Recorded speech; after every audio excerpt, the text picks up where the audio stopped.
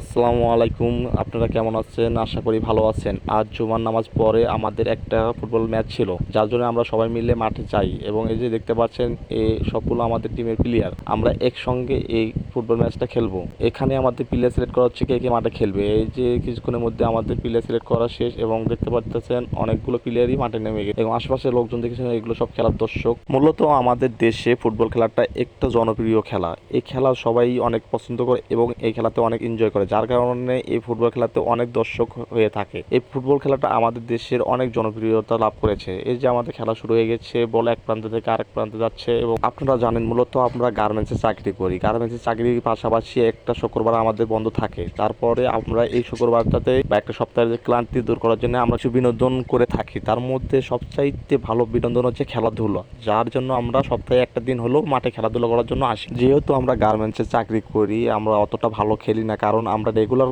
কোনো মাঠে খেলি না। সপ্তাহে একটা দিনই মাঠে খেলি, কোনো সময় সপ্তাহে খেলতে পারি বা কোনো সপ্তাহে খেলতে পারি না। আমরা খেলি না সত্ত্বেও প্রথম চান্সে আমরা ভালোই খেলতেছিলাম। খেলতে খেলতে একটা গোল করি আমরা ফার্স্ট টাইম। তারপরে আমরা অনেক ক্লান্ত হয়ে পড়ে যাই, কারণ আমি আগেই বলেছি যে আমরা প্রত্যেকটা দিন নিয়মিত মাঠে খেলি না। সপ্তাহে একটা দিন কোনো সপ্তাহে খেলি বা কোনো সপ্তাহে খেলি না, যার কারণে ওরা আমাদের দুইটা গোল দিয়ে দেয়। ওরা আমাদের তুলনায় অনেক ভালো খেলে, আমরা যতটুকু খেলি তার চাইতে ওরা অনেক ভালো খেলে, যার কারণে আমরা এই ম্যাচটা জিততে পারি নাই। আমরা রেগুলার খেলি না বিদায় ওদের কাছে হারে গেছি। যদি আমরা রেগুলার খেলতাম হয়তো জেতার সম্ভাবনা আমাদের ছিল।